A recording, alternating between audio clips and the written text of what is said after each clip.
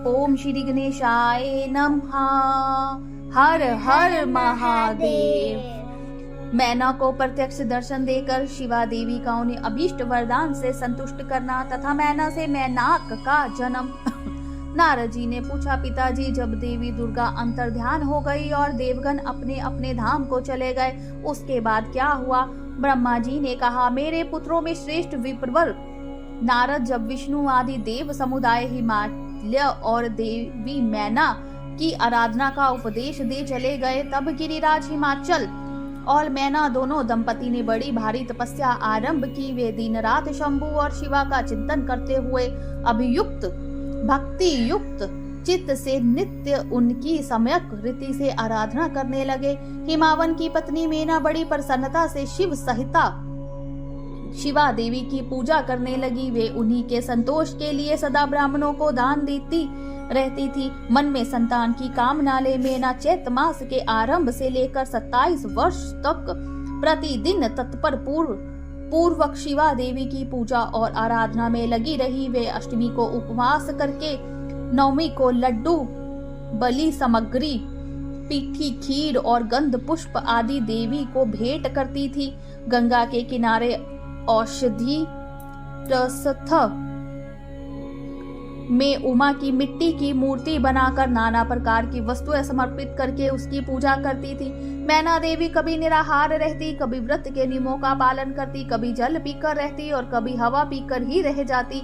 विशुद्ध तेज से धमकती हुई दीमती मैना ने प्रेम पूर्वक शिवा में चित्त लगाए 27 वर्ष व्यतीत कर दिए। 27 वर्ष पूरे होने पर जगमयी शंकर कामिनी जगदम्बा उमा अत्यंत प्रसन्न हुई। मैना की उत्तम भक्ति से संतुष्ट हो वे परमेश्वरी देवी उन पर अनुग्रह करने के लिए उनके सामने प्रकट हुई। तेजो मंडल के बीच में विराजमान तथा दिव्य अवयवों से संयुक्त उमा देवी प्रत्यक्ष दर्शन दे मैना से हंसती हुई बोली। देवी ने कहा, गिरिराज हिमालय की रानी महासाध्वी मैना,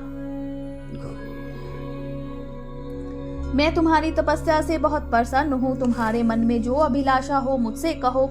मैना, तुमने तपस्या, व्रत और समाधि के द्वारा जिस जिस वस्तु के लिए प्रार्थना की है वह सब मैं तुम्हें दूंगी। तब मैना ने प्रत्यक्ष प्रकट हुई कालिका देवी को देखकर प्रणाम किया और इस प्रकार कहा। मैना बोली, देवी, इस समय मुझे आपके रूप का प्रत्यक्ष दर्शन हुआ है, अतः मैं आपकी स्तुति करना चाहती हूँ। काली के इसके लिए आप प्रसन्न हो। ब्रह्मा जी कहते हैं, नारद, मैना के ऐसा कहने पर सर्वमोहिनी कालिका देवी ने मन में अत्यंत प्रसन्न हो अपनी दोनों बाहों से खींचकर मैना को हृदय से लगाया। इससे उन्हें तत्काल महाज्ञान की प्राप्ति हो गई। फिर तो मैना देवी प्रिय वचनों द्वारा भक्ति भाव से अपने सामने खड़ी हुई कालिका की स्तुति करने लगी। मैना बोली, जो महामाया जगत को धारण करने वाली चंडिका, लोक धारिणी तथा संपूर्ण मनवांछित पदार्थों को देने वाली है, उन महादेवी को मैं प्रणाम करती हूँ। जो नित्य आनंद प्रदान करने वाली माया, योग निंद्रा, जग जननी तथा सुंदर कमलों की माला से अलंकृत है, उन नित्य सिद्धा उमा देवी को मैं नमस्कार करती हूँ। जो सबकी माता मही, नित्य आनंदमयी, भक्तों के शोक का नाश करने वाली तथा कल्प परितन नारियों एवं प्राणियों की बुद्धि रूपिणी है, उन देवी को मैं प्रणाम करती हूँ। आप यतियों के अज्ञानमय बंधन के नाश की हेतु भूता ब्रह्म विद्या है। फिर मुझ जैसी नारियां आपके प्रभाव का क्या वर्णन कर सकती हैं। अथर्ववेद की जो हिंसा, मारन आदि का प्रयोग है वह आप ही है। देवी, आप मेरे अभीष्ट फल को सदा प्रदान कीजिए।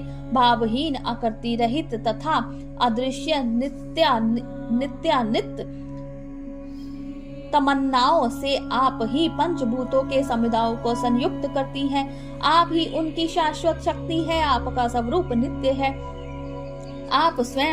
आप समय समय पर योग युक्त एवं समर्थ नारी के रूप में प्रकट होती है। आप ही जगत की योनि और आधार शक्ति है। आप ही प्राकृत तत्वों से परे नित्य प्रकृति कही गई है। आपके द्वारा ब्रह्म के स्वरूप को वश में किया जाता है, जाना जाता है। वह नित्या विद्या आप ही है। मात, आज मुझ पर प्रसन्न होइए। आप ही अग्नि के भीतर व्यापात उग्र दही का शक्ति है। आप ही सूर्य किरणों में स्थित प्रकाशिका का शक्ति है। चंद्रमा में जो अहिद्रता शक्ति है वह भी आप ही है। ऐसी आप चंडी देवी का मैं सत्वन और वंदना करती हूँ। आप स्त्रियों को बहुत प्रिय है। उधर वृत्ता ब्रह्मचारियों की हृदयभूता नित्य ब्रह्म शक्ति भी आप ही है। संपूर्ण जग की वांछा तथा श्री हरि की माया भी आप ही है।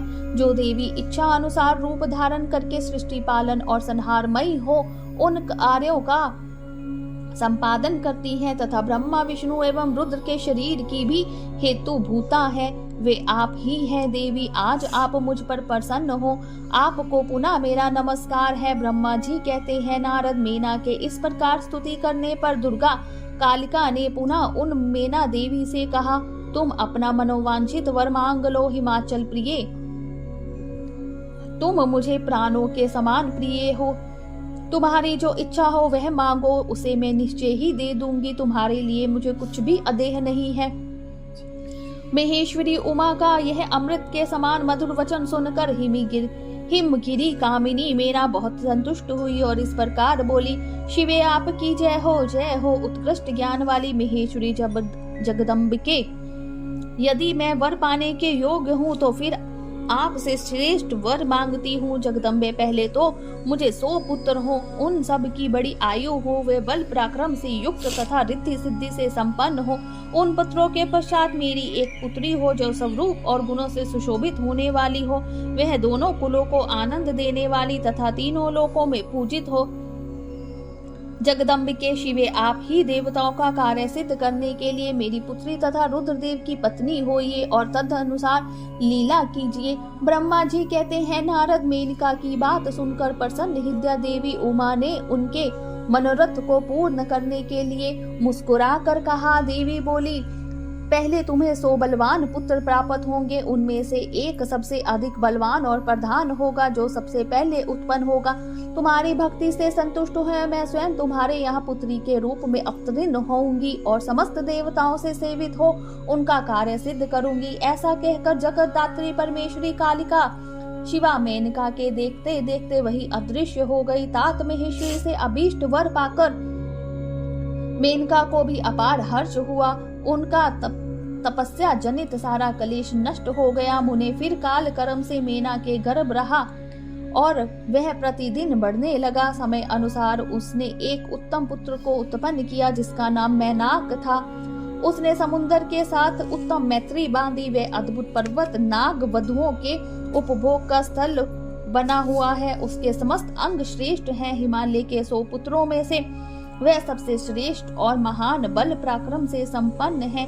अपने से या अपने बाद प्रकट हुए सहस्त्र पर्वतों में एकमात्र मैनाकी पर्वतराज के पद पर प्रतिष्ठित है। बोलिए शंकर भगवान की जय, उमापति महादेव की जय। हर हर महादेव।